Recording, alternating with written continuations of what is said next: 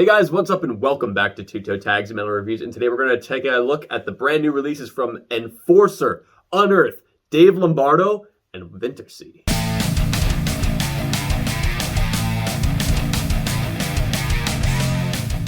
So it's a pretty big, wide, diverse mix of albums that came out today, and I guess I'll start with the first one that I started with, which is The Wretched, the Ruinous by Unearth.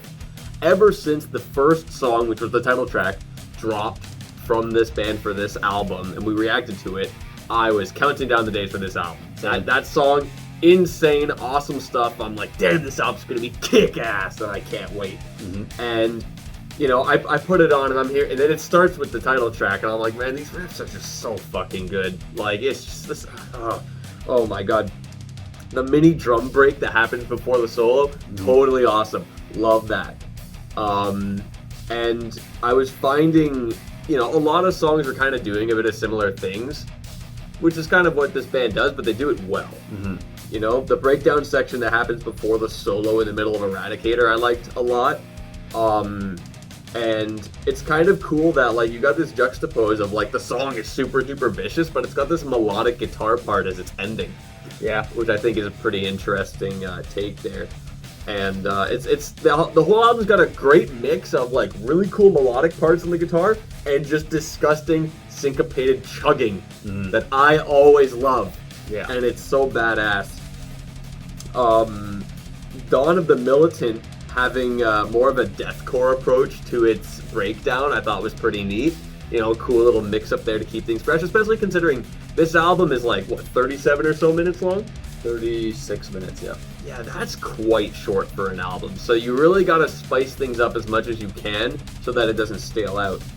And I think they did a good job doing that. They did. Broken Arrow is another example of that, going more of a punk approach with some gang vocals, a different vocal style. And the riffing style of that song is very punky. Yeah, and it really stands out as a unique track that way. It does. Overall, it was a really fun album to listen to. It just hits really, really hard, and there's stuff in the songs that you can pick out as unique. Yeah, I agree. I had a lot of fun listening to this album, and I was really hyped for it as well. Mother Betrayal, another song that we reacted to, hits super hard. Sick grooves in this song. They just got a lot of stuff going on. You mentioned a couple songs that I also had notes on. I'm not going to touch on those again. Call of Existence was a track that stood out to me. That's track number 6, right in the middle of the album. It has some of those really sick, like, arpeggiated, sweeping style riffing that Unearth does so well.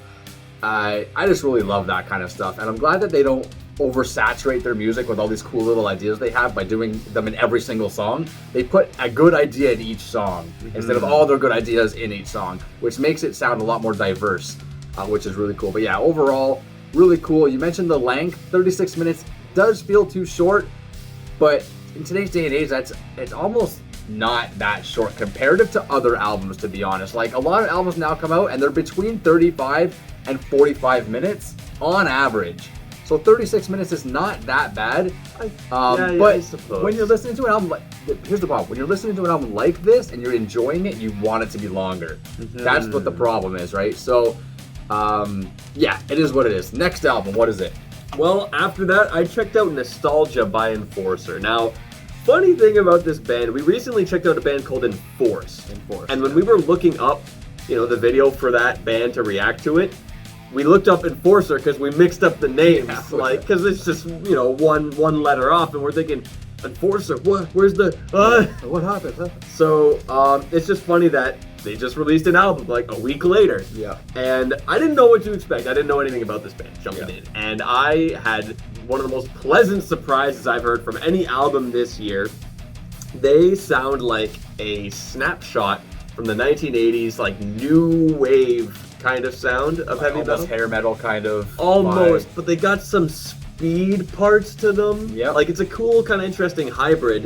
It's almost like old Anvil or something. Kind of, yeah. Yeah. So, you know, this is a really old school sound. They were formed in 2004. Yeah. Which is, when I read that, I'm like, are you serious? These guys sound like a perfect snapshot of that time. But that sounds like a new school vibe with the old school sound. It's got that mixture in there still. So, Coming Alive, which I think is the second or third track, starts with an ending. which I thought was so funny. Like they start with like what you would think is like the ending of the song, like a crescendo, kind of like he screams and they just like yeah. It starts with pretty much an ending, which I thought was really cool. Like okay, that's cool, and then this D beat comes in, like whoa, okay, what the hell is that? That song was just super duper awesome, and it really ramped up the diversity of this album's sound, because you get a lot of songs that are more melodic and softer, you get a lot of songs that are hard, super duper energetic. This singer is ridiculous. The high register that this guy has is like way up in the clouds, because he just goes up and up and up. And great range. Range is great. Yeah. And the riffs are so infectious on this album as well. Like. And it has a great contour as well. You really go back and forth between stuff that's a lot faster and harder and stuff that's a lot softer and more melodic. So I think it kind of gives you a really broad range of what this band is about. Yeah. The bass line and At the End of the Rainbow honestly sounded like something out of the Steve Harris playbook. Like I'm hearing that, I'm like, I could totally hear Steve Harris coming up with something like that. Yeah. Just right out of Iron Maiden, which I thought was pretty cool. But yeah, this album like totally caught me by surprise. I was not expecting to enjoy it as much as I did. Even the album art is sick. It looked so cool. Yeah, I agree, man. I had a lot of fun listening to this. I didn't know what to really expect going into it. You mentioned the vocal performance. It was great. The guitar riffs were great. The guitar solos were also great. They were. Oh yeah. Special nod to the title track. Solo was exceptionally awesome for me. But yeah, this is an album I'm definitely going to revisit at some point in the future. Maybe we'll check it out on the channel as a full review at some point if we have a free week, because it kind of just took us both by surprise in a very, very good way. So I would recommend checking it out for sure if you don't know the band or haven't heard it before. So yeah, Nostalgia by Enforcer. Pretty damn good. Next up, let's do Dave Lombardo's Rites of Percussion. So this is... legendary, iconic drummer of Slayer fame, Dave Lombardo. I had no idea he did solo work, but we found out he was dropping a solo album, Rites of Percussion. I feel weird because it's not what I expected, but what should I have expected? It's called Rites of Percussion, and it's Dave Lombardo. So basically what it is it's just him drumming. Like there's music, but it's like I feel like it's like a produced drum clinic for about 35 minutes. I guess you could kind of see it that way. Like listening to it, it felt like a mix of songs that were, composed as drum solos. There's no vocals or anything though. No. And then some songs that you could tell were composed as like with song structure, just focused on the drumming. Yeah, that's what it is. Like instrumental. But I kind of felt like there were a lot of points where there was just ambient stuff going on, and I'm like... And you're like, come on, what the hell is this? What's going on? Like, the first track was straight up a drum solo. That's cool. But there were tracks where it's like, he's just like practicing stuff almost, And it's like, what is happening here? It's just ambient stuff. And the amount of reverb on this album made me think that I'm in a sewer listening to some guy down the hall playing the drums, Like... Yeah. Get me out of here.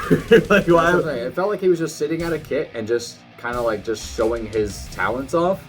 Even so, I feel like he went a lot more of like an ambient, airy kind of approach. Because you think Dave Lombardo, you think there's going to be something super crazy, fast, like super duper high energy. He definitely stepped away from that. He brought a lot of energy down from what your expectation might be with this album, which in some cases is kind of cool because it's like, whoa, this ambient like drum album with like a lot of kind of drum ensemble kind of sounding stuff. And I feel like I wish there was more lean into the more ensemble part of it. I wish we got more percussion stuff, more on like even like an Afro-Cuban kind of side of things, like that kind of conversation between different percussive elements, as opposed to he's drumming and then there's just kind of stuff in the background kind of sometimes. It feels random too. It does feel like, okay, here's a thing here, here's a thing there. Yeah. So it's kind of hit and miss in that regard, where it's like some of it kind of does sound cool where he is playing a song that feels kind of properly composed around a form. Yeah. But I feel like it would have been much more enjoyable if you could actually watch him perform this stuff.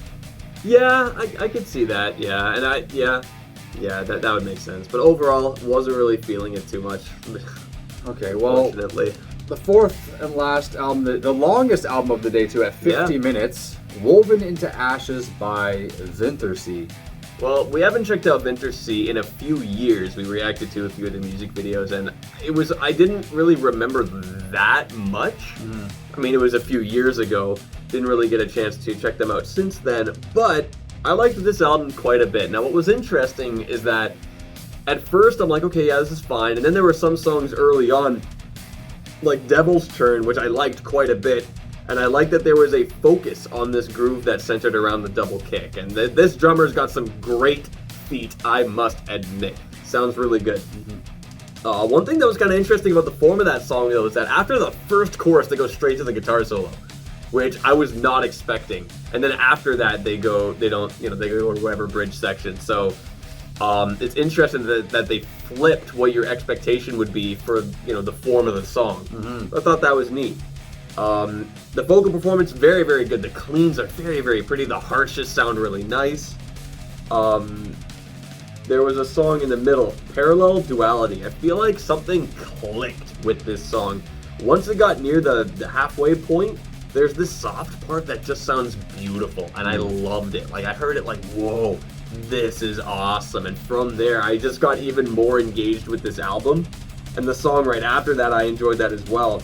I kind of felt like some of the melodies and harmonies sounded like a soundscape you would hear like Radiohead do or something. And it was so pretty. Really, really liked that. A Lonesome Tide I liked quite a bit as well, which was right after Parallel Duality.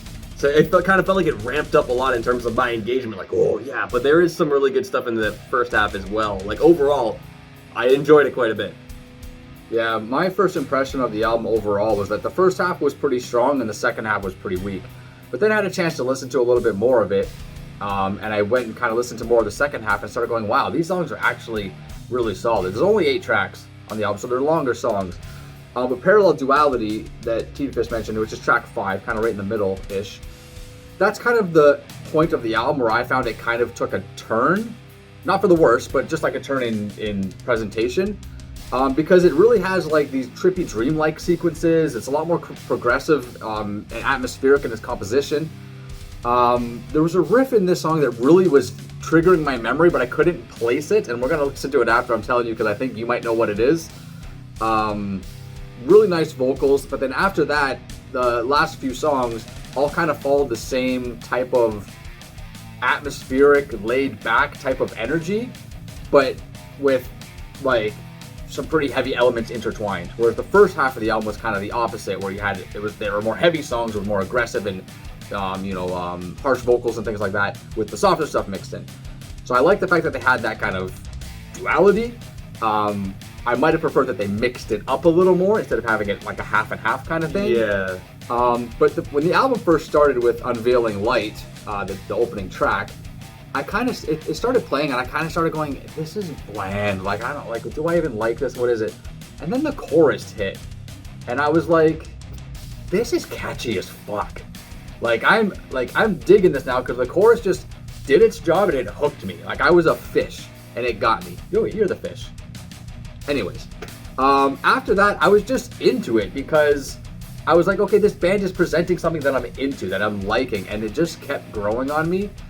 I think I was more impressed than I thought I was going to be with this album, to be honest. And it's another album I think I'm going to spend more time with when I get a chance.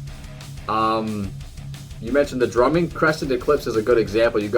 During the chorus, you got clean and harsh vocals harmonizing, and the double bass, just sustained double bass pounding in the background like a helicopter propeller or a machine gun, whatever you want. And it's just beautiful. It's just awesome. So, yeah, awesome album from Vintersea, and yeah, good stuff. Yeah. Well, with that being said, as for what album we're going to review this week, I think the best pick for us would be The Wretched, the Ruinous by Unearth. However, at some point, both the Vintersea and Enforcer albums are albums we'd both like to check out at some point in the future on 3 weeks. Yeah. When possible, because those were also really good too, and right. You guys should check them out. Yes. Anyway, we are going to be listening to Unearth constantly throughout the entire weekend. We will be back next week to review that album and give it a score rating. So remember to subscribe if you guys are new to the channel. Comment, tell us in the comments below, what do you think of these albums today? They are all brand new, and like this video if you liked it. I'm TV Fish. And I'm Bile Self. See you guys later.